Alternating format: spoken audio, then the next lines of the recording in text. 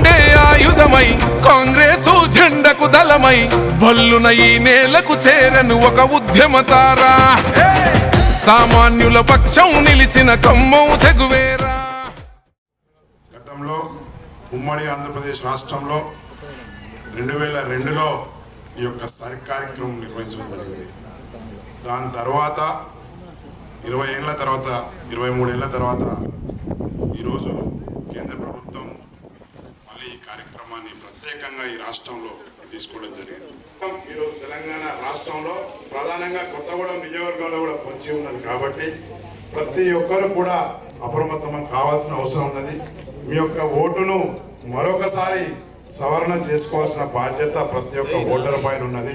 దానికి సంబంధించి ఈరోజు తెలంగాణ రాష్ట్రంలో ప్రదేశ్ కాంగ్రెస్ కమిటీ అధ్యక్షులు మహేష్ కుమార్ గౌడ్ గారి నాయకత్వంలో, ముఖ్యమంత్రి రేవంత్ రెడ్డి గారి నాయకత్వంలో ఈ యొక్క తెలంగాణ రాష్ట్రంలో ఈ యొక్క సర్ కార్యక్రమాన్ని ప్రతిష్టాత్మకంగా తీసుకొని ప్రతి ఒక్క తెలంగాణ పౌరుడి ఓటు ఉండాలని చెప్పే విధంగా ఈరోజు ప్రదేశ్ కాంగ్రెస్ కమిటీ అధ్యక్షుడు ఒక కార్యాచరణ తీసుకొని ఈ యొక్క కార్యక్రమానికి మన కొత్తగూడెం నియోజకవర్గానికి కోఆర్డినేటర్గా పిసిసి నుండి నన్ను ఇక్కడికి పంపించి ఈ యొక్క కార్యక్రమాన్ని పర్యవేక్షించాల్సిందిగా కోరినారు. ఫిలప్ కాని ఉన్నాయో అవి కూడా ఒకసారి ప్రత్యేకంగా మీరు ఒక లిస్ట్ తీసుకొని దానిపై మరోసారి దృష్టి సారించినట్టయితే మన పని చాలా సులువుగా.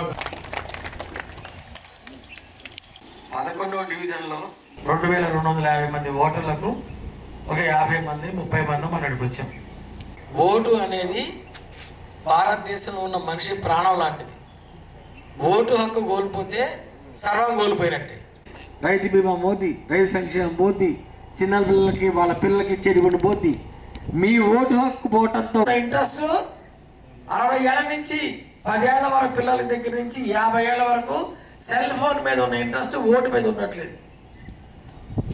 దయచేసి నా ముందు కూర్చున్నటువంటి అక్క చెల్లెలు అన్నదమ్ములు అందరూ కూడా ఈ 11వ డివిజన్లో ఉన్నటువంటి ప్రజలందరికీ కూడా ఒక్కొక్కరు 100 మంది చొప్పున అందరికీ చెప్పి రేపటి నుంచి మిగతా పనులన్నీ పక్కా పెట్టి ఆమె బిఎల్ఓ గారు మీకు ఎన్ని ఓట్లు ఉన్నాయమ్మా మీ బూత్లో?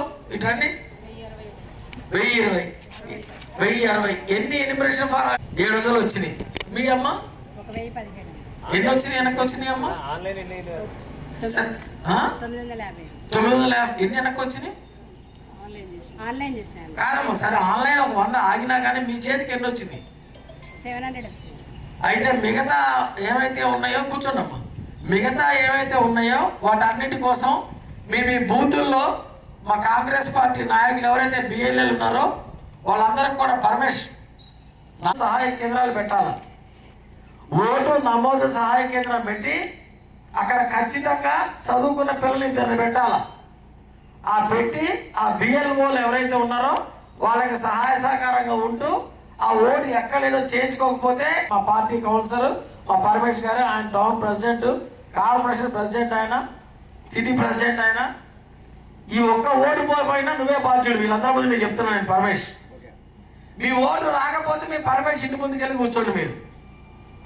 మీరందరికీ చెప్పండి మీ డివిజన్లో ఏ ఒక్క ఓటు నమోదు కాకపోయినా దానికి బాధ్యుడు మా పరమేష్ యాదవ్, మాజీ కౌన్సిలర్, కాంగ్రెస్ పార్టీ కౌన్సిలర్. ఇప్పుడు వేరే ఏ పని చేయొద్దు.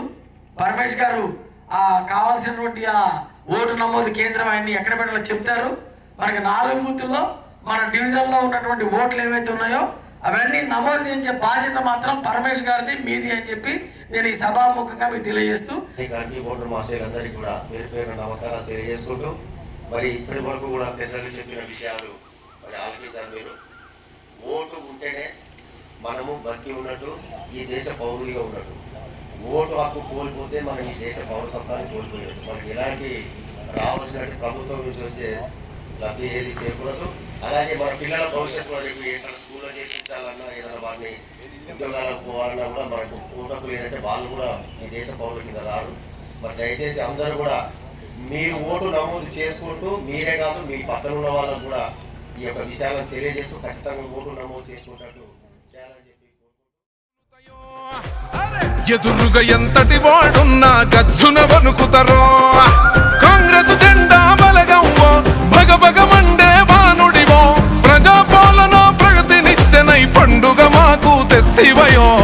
సంక్షేమాల పచ్చని గొడుగే అన్నో సీనన్నో దయగల్ల ధర్మాత్ముడవే పొంగులేటి సీనన్నా సంక్షేమాల పచ్చని గొడుగే అన్నో సీనన్నో దయగల్ల ధర్మాత్ముడవే పొంగులేటి సీనన్నా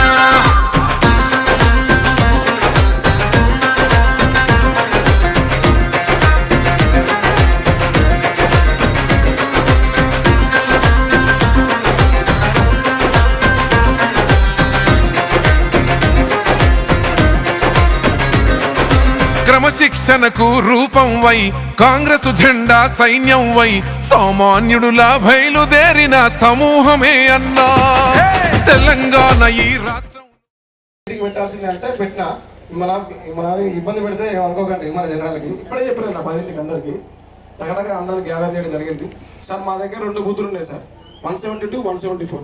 172లో 790 మీకు దగ్గర 1300 ఆన్లైన్ అయిపోయింది సార్. ఇంకోటి 174 అందులో 830 ఆన్లైన్ అయిపోయినాయి. ఇంకా సగం 60-70% కూడా ఆన్లైన్. స్టేట్ మొత్తంలో హైయెస్ట్ ఆన్లైన్ అయింది మనదే స్టేట్. మూలమో పల్లెల్లో పరిచయమక్కరలేనిది సీనన్నో మీ పేరు కంటికి నిదురే లేకున్నా మా కడుపులు నింపినవో పల్లె నుండి పట్నం దాకా ప్రతి గుండెల నిలిసినవో ఆకలితో అల్లాడిన పేదల వేదన చూసినవో మా కన్న కొడుకువై కంచంలో